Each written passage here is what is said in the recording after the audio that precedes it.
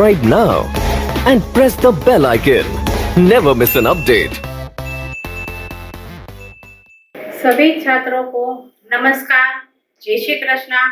Gangotri school Gondal में आपका हार्दिक स्वागत है।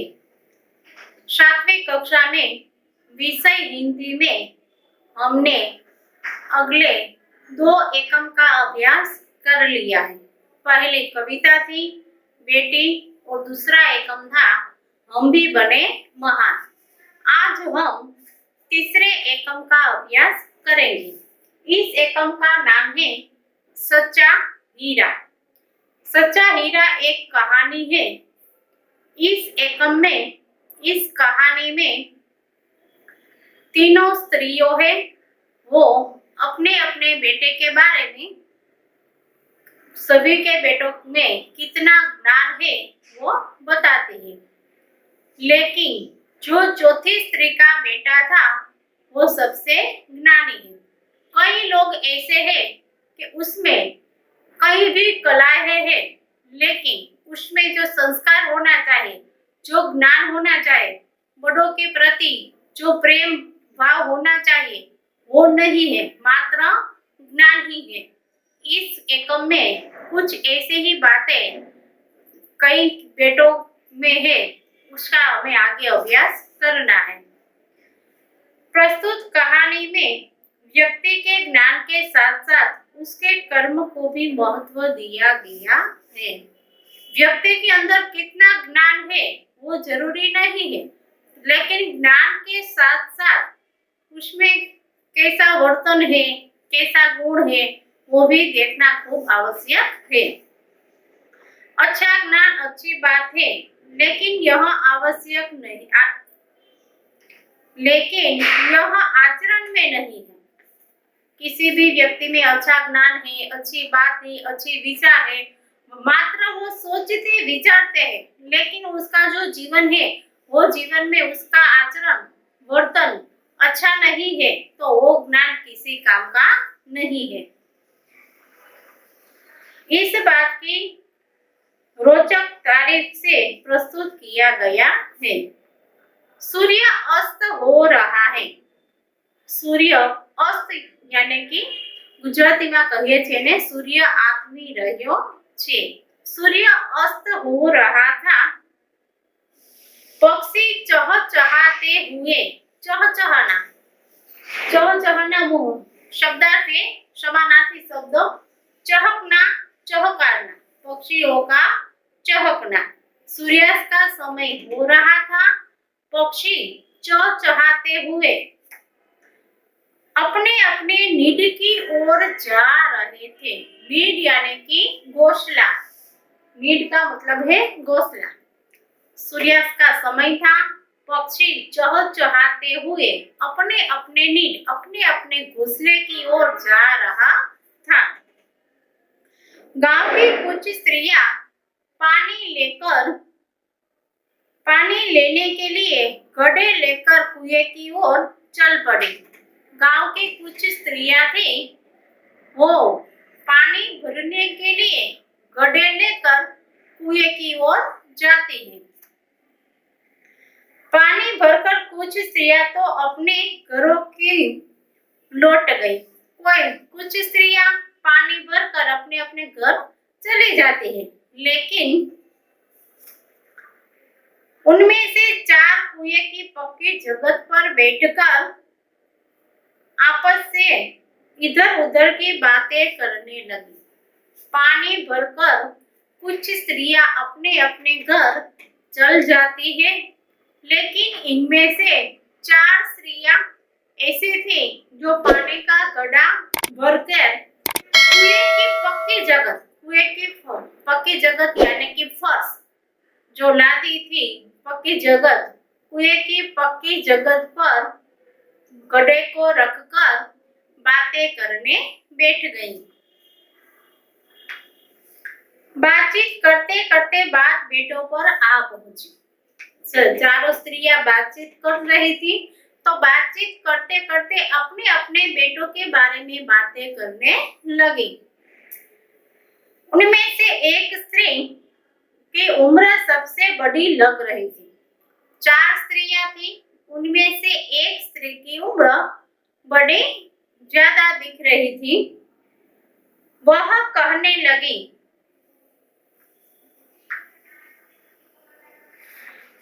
भगवान सबको मेरे बेटा जैसा बेटा दे। पहली स्त्री कहती है कि भगवान सबको मेरे बेटा जैसा बेटा दे। जो मेरा बेटा है वो लाखों में एक है, किसी का बेटा ऐसा हो ही नहीं सकता। इसलिए भगवान जो मेरा बेटा है वैसा ही बेटा सबको दे। ऐसी बातें करने लगती है। मेरा बेटा लाखों में एक है, उसका कंठ बहुत मधुर है। कंठ का मतलब होता है गला, आवाज, स्वर। जो गाता है वो बहुत मधुर स्वर में गाता है। उसका आवाज, उसका स्वर, उसका कंठ बहुत ही मधुर है। वह बहुत अच्छा गाता है। वो जो गाता है उसके जैसा कोई गा ही नहीं सकता। किसी की आवाज ऐसी हो ही नहीं सकती। मेरा बेटा ऐसा गाता है। उसके गीत को सुनकर कोयल और मीना भी बहुत खुश हो कोयल और मीना भी चुप हो जाती है। जब मेरा बेटा गाने लगता है तो उसकी आवाज सुनकर कोयल और मीना भी चुप हो जाती है। वो भी बड़े चाव से मेरे बेटे का गीत सुनने लगते हैं। लोग बड़े चाव से उसका गीत सुनते हैं। चाव यानी कि लगन, प्रबल इच्छा, लगन, ध्यान से, लगन से, प्रेम से, प्रबल इच्छा से, मन से, कहीं भी अर्थ इसका होता है। अब इसका भाषांतर करेंगे हम। सूर्य અસ્ત થવા આવ્યો હતો, સૂર્ય આથમવાનો સમય થઈ રહ્યો હતો, પક્ષી કલરવ કરતા કરતા બધા પક્ષીઓ પોતપોતાના માળાઓ તરફ જઈ રહ્યા હતા। ગામની કેટલીક સ્ત્રીઓ ઘડાઓ લઈને કૂવા તરફ પાણી ભરવા માટે જતી હતી। એમાંથી ઘણી બધી સ્ત્રીઓ પાણી ભરીને પોતપોતાના ઘર તરફ ચાલવા લાગે છે। ત્યારે 4 સ્ત્રીઓ પાણીના ઘડાઓ ભરીને કૂવાને ફરતે जो बाकी जगह હતી, पक्की जगत यानी कि फर्श, लादी के सीमेंट की जे जगह पाकी करेली હતી ए जगह, तो पहली 4 स्त्रीओ पाणीना गडाओ भरीने કૂવાના ફરતે जो पाकी जगह હતી ત્યાં એના ઘડાઓ રાખીને પોતે ત્યાં ને ત્યાં જ બેસી જાય છે અને તેઓ આમ તેમ વાતો કરવા લાગે છે। બધા પોતપોતાના ઘરની કાંઈક ને કાંઈક વાતો કરવા લાગે છે।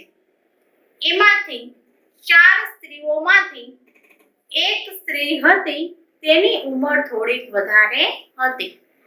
હવે આ 4 સ્ત્રીઓમાંથી પહેલી સ્ત્રી એવું કહે છે, વાતો કરતા કરતા પોતપોતાના દીકરાઓ વિશે વાતો કરવા લાગે છે।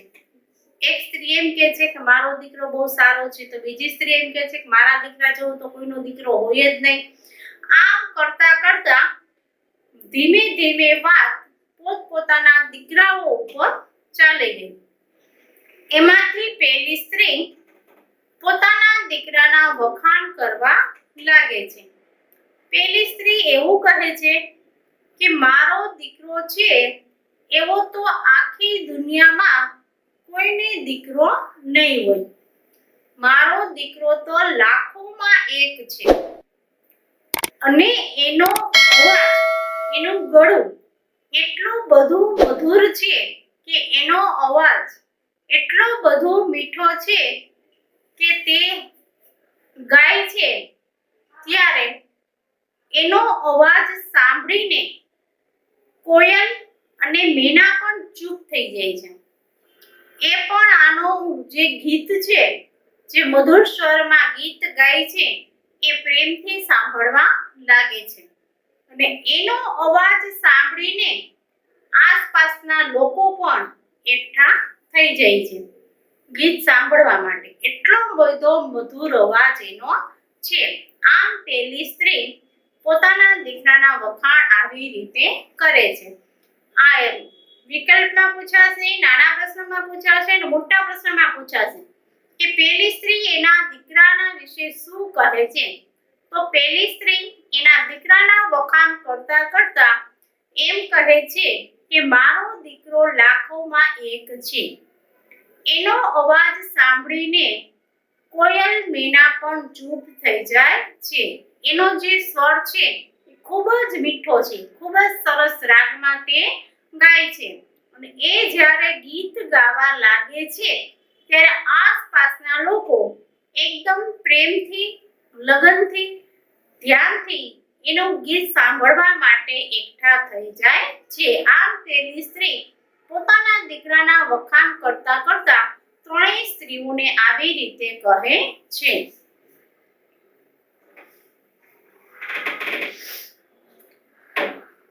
उसकी बात सुनकर दूसरी स्त्री का मन हुआ कि वह भी अपने बेटे की प्रशंसा करे.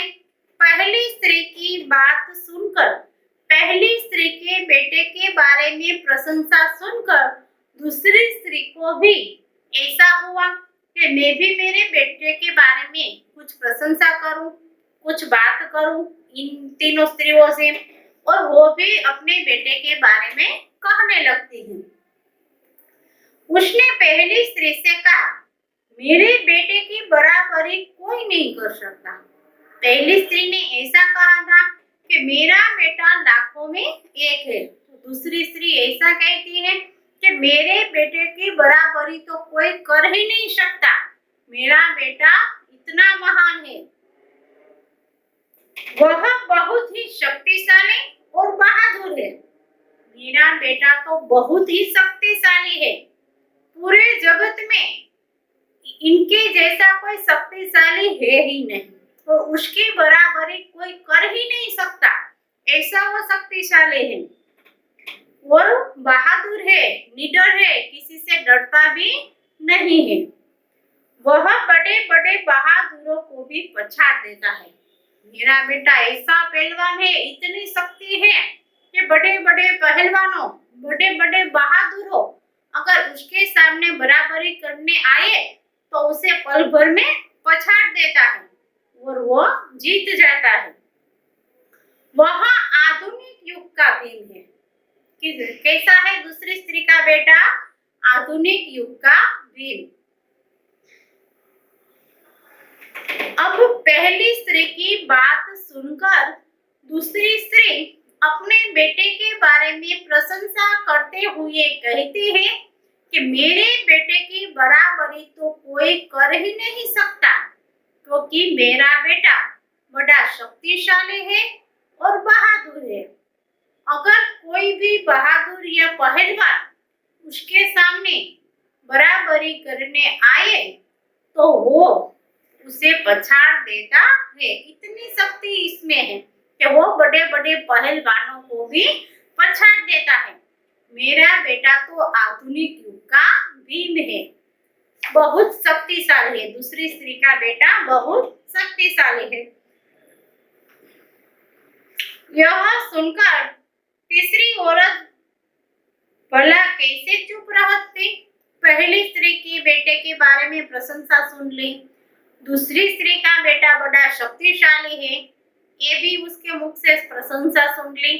दोनों बेटे की प्रशंसा सुनकर तीसरी स्त्री अब वो कैसे चुप रह सकती. उसे भी लगा कि मैं भी मेरे बेटे के बारे में कुछ कहूं कि मेरा बेटा कैसा है. अब वो अपने बेटे की प्रशंसा करने लगती है और वो बोल उठी, मेरा बेटा साक्षात बृहस्पति का अवतार है. तीसरी स्त्री का बेटा कैसा है? साक्षात बृहस्पति. बृहस्पति जो देवों के देव होते हैं, बुद्धिमान होते हैं, देवों के देव. बृहस्पति का मतलब होता है देवों के देव. देवों के गुरु, देवों के देव। तीसरी स्त्री ने तो अपने बेटे की प्रशंसा बृहस्पति के साथ कर दी कि मेरा बेटा तो बृहस्पति का अवतार है, सभी देवों के जो गुरु है, ऐसा बुद्धिमान है मेरा बेटा। तो वह जो कुछ पढ़ता है एकदम याद कर लेता है। मेरा बेटा अगर कोई भी वस्तु एक बार देख लेता, एक बार पढ़ लेता, तो एकदम उसे याद कर लेता है, दूसरी बार उसे पढ़ने की जरूर ही नहीं रहती। मेरा बेटा ऐसा महान है। ऐसा लगता है मानो उसके कंठ में सरस्वती का निवास हो। और मेरा बेटा जब संस्कृत के श्लोक बोलते हैं, कोई भी ऐसे पढ़ता है, तो उसके कंठ भी इतना निराला है कि इसकी आवाज सुनकर हमें ऐसा लगता है, जब वो संस्कृत के श्लोक पढ़ते हैं तो हमें ऐसा लगता है कि मानो कि उसके कंठ में, उसके गले में सरस्वती देवी का निवास हो। बस ऐसा ही वो बोले जाते हैं। हम इसका भाषांतर करेंगे। हम પહેલી સ્ત્રીનો દીકરાના વખાણ સાંભળીને બીજી સ્ત્રીથી ચૂપ રહેવાતું નથી. એ પણ એના દીકરા વિશે કાંઈક કહેવા માંગે છે. બીજી સ્ત્રી એવું કહે છે કે મારા દીકરાની તો બરાબરી આ જગતની અંદર કોઈ કરી જ ન શકે, કારણ કે મારો દીકરો એટલો શક્તિશાળી છે, એટલો બહાદુર છે, કદાચ ને કોઈ એની બરાબરી કરવા આવે ને, એની સામે ટક્કર લેવા આવે, એની બરાબરી, એની શક્તિની બરાબરી જો કોઈ કરવા આવે તો એ ગમે એવા મોટા મોટા પહેલવાન હોય કે ગમે એવા મોટા મોટા શક્તિશાળી હોય, બહાદુર હોય, એક જ પળમાં એને પછાડી દે છે. મારા દીકરાની અંદર એટલી શક્તિ છે અને એ મારો જે દીકરો છે એ અત્યારના યુગનો, આધુનિક યુગનો ભીમ કહેવાય છે, એટલો શક્તિશાળી છે. બંને સ્ત્રીઓના દીકરાની વાત સાંભળીને ત્રીજી સ્ત્રીને એવું થાય છે કે હું પણ મારા દીકરા વિશે કાંઈક કહું, એટલે એનાથી ચૂપ રહેવાતું નથી.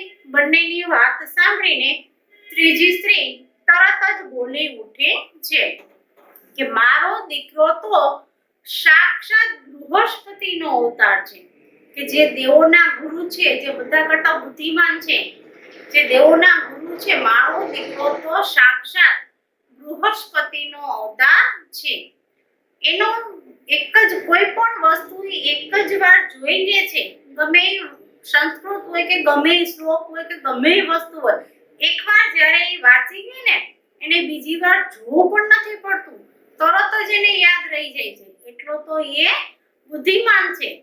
અને જ્યારે એ સંસ્કૃતના શ્લોકો બોલતો હોય કે કોઈ પણ વસ્તુ બોલતો હોય ને, તો આપને એવું લાગે છે કે જાણે એના ગળાની અંદર સરસ્વતી દેવી બિરાજમાન થઈ ગયા છે.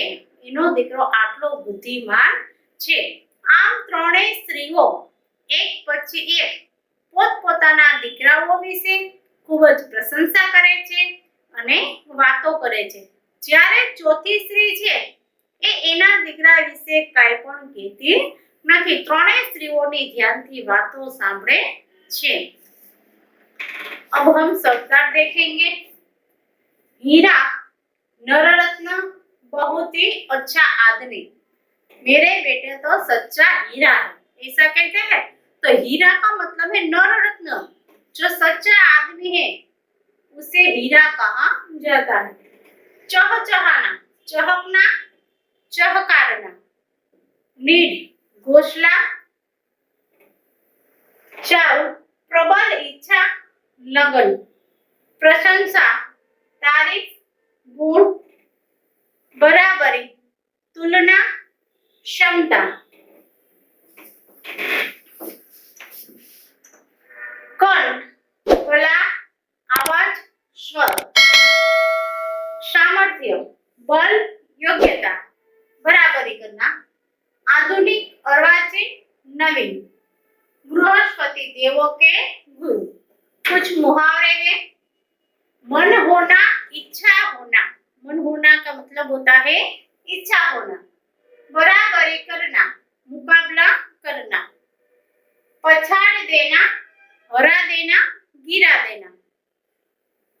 प्रश्न है,